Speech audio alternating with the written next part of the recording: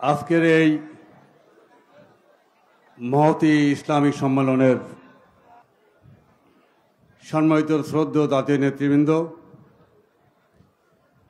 আমি এখানে খুব কাছে বাকরুন বাড়ি আমার এখানকার জনাব মোহাম্মদ খলিলুর রহমান নেসারাবাদী, তার প্রতি আমার একটা দায়বদ্ধতা আছে।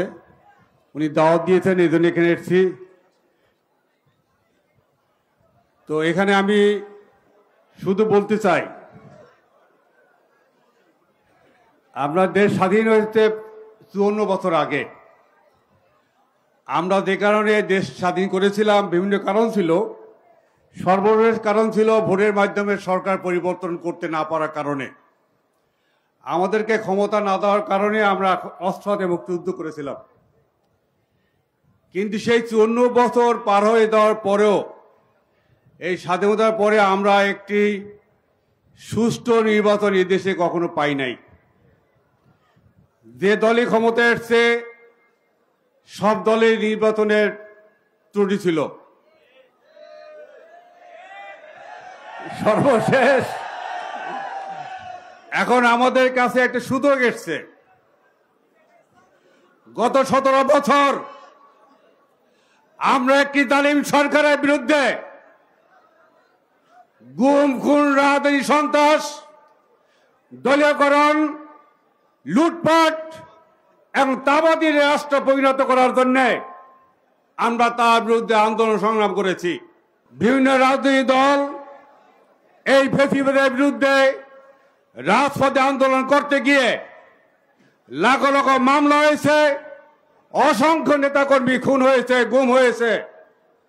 সর্বশেষ জুলাই আন্দোলন এদেশের ছাত্র সমাজ, যুব সমাজ এবং এই তৌহিদি জনতা সহ ঐক্যবদ্ধভাবে আমরা আন্দোলনের মাধ্যমে আজকে খুনি হাসিনাকে বিদায় করেছি। আজকে বাংলাদেশে খুনি হাসিনা না থাকলেও তার দোসররা আছে এবং এই নির্বাচনের বিরুদ্ধে ষড়যন্ত্র চলছে। এই ষড়যন্ত্রের বিরুদ্ধে আমাদের ঐক্যবদ্ধ হতে হবে।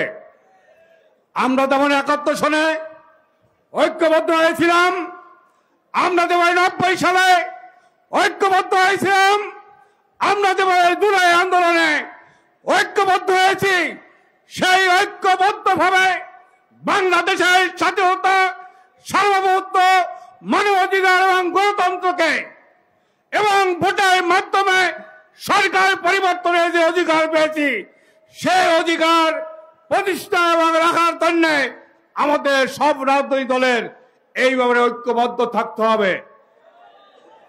আমাদের বিভিন্ন দলের বিভিন্ন মতামত থাকতে পারে, বিভিন্ন আদর্শ থাকতে পারে, কিন্তু স্বাধীনতা, সার্বভৌমত্ব, গণতন্ত্র, মানবাধিকার এবং ভোটের অধিকারের ব্যাপারে আমি মনে করি আমাদের কারো কোনো বিরোধিতা নেই। সে কারণে আজকে এই নিশানাবাজি যেভাবে একজন প্রার্থীকে, কোন প্রার্থীকে ভোট দিতে হবে এবং প্রার্থী কিভাবে নির্ধারণ করতে হবে, অত্যন্ত চমৎকার ভাবে এখানে বক্তব্য দিয়েছেন। আমি বক্তব্য শুনেছি, আমি এই বক্তব্য সমর্থন করি।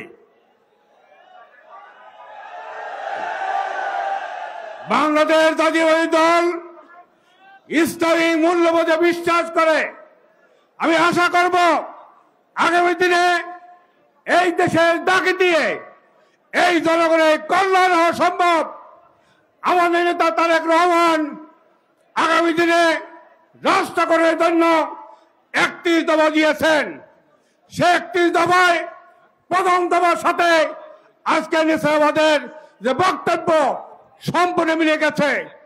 উনি বলেছেন মুসলিম, হিন্দু, বৌদ্ধ, খ্রিস্টান, বাঙালি, অবাঙালি, পাহাড়ি, বিশ্বের অবশ্বাসী সবাইকে নিয়ে ঐক্যবদ্ধভাবে একটি রেইনবো স্টেট কল্যাণ রাষ্ট্রের বাংলাদেশের জাতীয়তাবাদের ভিত্তিতে আমাদেরকে ঐক্যবদ্ধ হতে হবে।